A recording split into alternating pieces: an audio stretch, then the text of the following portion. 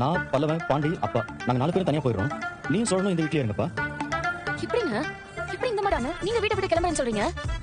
அதுக்கு இல்லப்பா, நான் என்ன சொல்ல வரேன்னா பேசாதீங்கண்ணே. நாளைக்கு வேற ஏதாவது எவனாவது ஒருத்தர் சொல்லுவான் இந்த வீட்லயே நான் உங்களை ரொம்ப பொறுப்பான ஆளு நினைச்சிட்டு இருந்தேன். இப்ப நீங்களே இப்படி யோசிக்கலாமா? சின்ன வயசுல என் பாட்டி சொன்ன கதை தான் ஞாபகத்துக்கு வருது.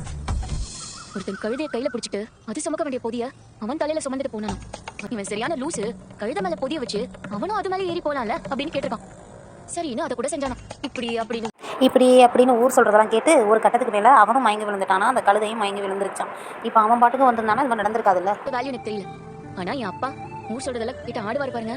அப்பதான் இந்த கதையோட வேல்யூவே எனக்கு புரிஞ்சுது. நம்ம மாறணும்னு ஆரம்பிச்சா எங்க போய் நிப்போனே தெரியாது.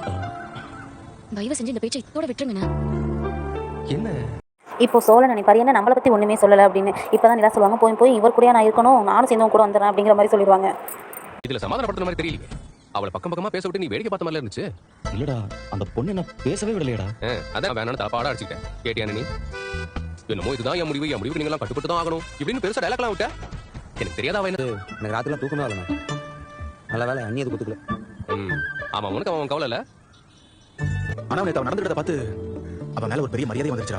சொந்த வீட்டை எடுத்து என்ன சப்போர்ட் பண்றதுக்கு எவ்வளவு பெரிய மனசு வேணும். இருந்தும் திரும்ப வீட்டுக்கு போவான்னு தெரிஞ்சு உன்னை விழுந்து வேற லவ் பண்றாடா.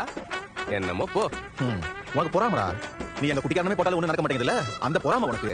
பாக்கணும் முடிவு பண்ணிட்டா உடனே போய் பாத்துறணும். இந்த சட்டையை மாத்திரேன், டவுசரை மாத்திரேன், இதெல்லாம் பாப்போம். சரி நான் போய் ட்ரெஸ் மாத்தி வந்துறேன். வாடா போய் பாப்போம். சரி அட்லீஸ்ட் போன் பண்ணியது வர சொல்றா. டேய் சாரிடா, அவகிட்ட போன் இல்லைன்னு சொன்னல, மறந்துட்டேன்.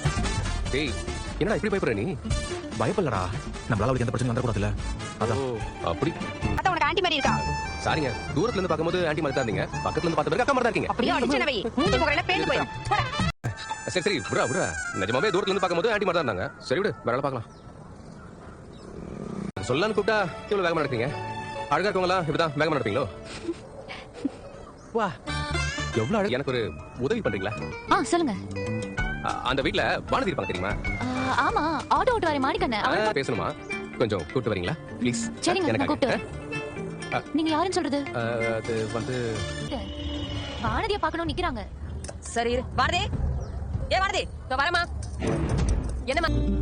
ரேவதிமா, என் காலேஜ் ஃப்ரெண்ட். இன்னைக்கு வரேன்னு சொன்னா வீடு தெரியாம நிக்கிறா போல. நான் போய் பார்த்துட்டு வரேன். ஏய் இருடி. சும்மாதான் உன்னை பார்க்கணும் போல இருந்துச்சு, அதான் வந்தேன். நீ ஓகே தானா? வீட்டுல ஒன்றும் பிரச்சனை இல்லைல்ல? அதெல்லாம் ஒண்ணும். டேய் ஆமா, இவரை எதுக்கு கூட்டிட்டு வந்த? ஹலோ, இவன் மட்டும் வந்திருந்தா வீட்டை எட்டி பார்த்துட்டு இங்க திரும்ப போயிருப்பான். நான் வந்ததுனால தான் ஒரு பொண்ணை விட்டு இல்ல எதிரி குதிச்சாவது உன்னை பார்க்க வந்திருப்பேன்.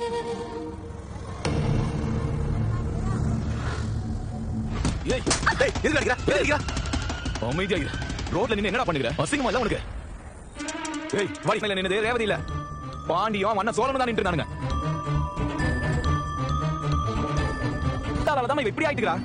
நான் மட்டும் இவளை பார்த்து கூட்டிட்டு வரலன்னு வையே, அப்படியே கட்டி பிடிச்சுனே நின்று இருப்பா.